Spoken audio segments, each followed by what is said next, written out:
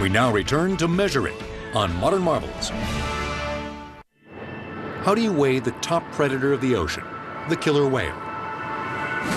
SeaWorld in San Diego, California, has the massive task of managing the health and well-being of 7 killer whales. They all play the role of Shamu, the star of this marine life park. Today, they're weighing their second largest killer whale. She's over 20 feet long. She's one of our most experienced whales here at Shamu Stadium. Since the whales live at SeaWorld, the trainers are responsible for their care. And that care requires monitoring the weight of each animal.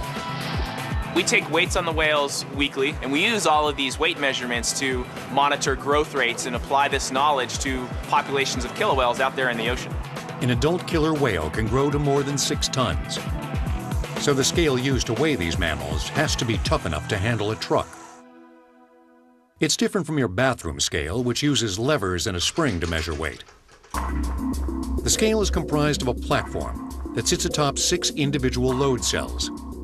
Each load cell consists of a piston, a base, a clamp ring, fluid, and a diaphragm. When the whale is on the scale, the piston puts pressure on the diaphragm and the fluid. The fluid transmits the pressure change to the totalizer.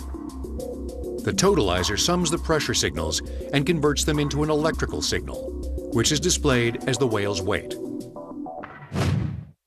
Reading the display is the easy part. Getting the whale onto the scale is a bit trickier. The way that we would teach the scale behavior is we would simply use our hands and place them in front of us, get the animal to come up and touch our hand with their rostrum.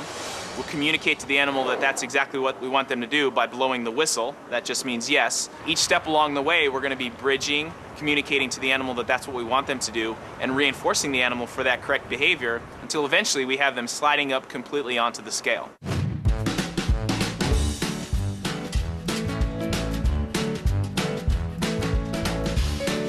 And we get a final weight of 8,125 pounds. That's awesome, Shamu. In 1303, British merchants introduced the avoirdupois pound as the mass standard for the imperial measurement system. The avoirdupois pound was the weight of 7,000 grains of wheat and was divided into 16 ounces, just like the modern US pound. But today, the standard for mass is the International Prototype Kilogram, or IPK. The United States copy of the IPK is maintained by, you guessed it, NIST. The International Prototype Kilogram is a platinum iridium artifact that looks just like this one right here under this bell jar. At the time when the kilogram was manufactured and sanctioned, 40 replicas were made and distributed to the signatories of the Meter Convention.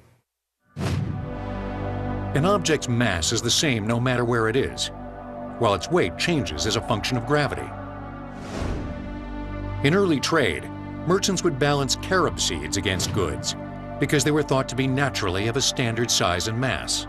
When weighing devices came along, like 2-pan balances, they used the carob seeds as a counterweight to measure things like the weight of precious stones, like diamonds, and so that's where we get the term carat. As it turns out, carob seeds aren't all that stable in nature. They're really not that much different from a lot of other seeds. And in fact, there's about a 23% variation in carob seeds' size and weight. Dishonest traders would often take advantage of the situation. So I might have the larger, heavier ones, 50 of them, for one use, and 50 of the lighter ones for another use. For instance, if I were buying, I'd use one set. And if I were selling, I think I'd choose to use the other set.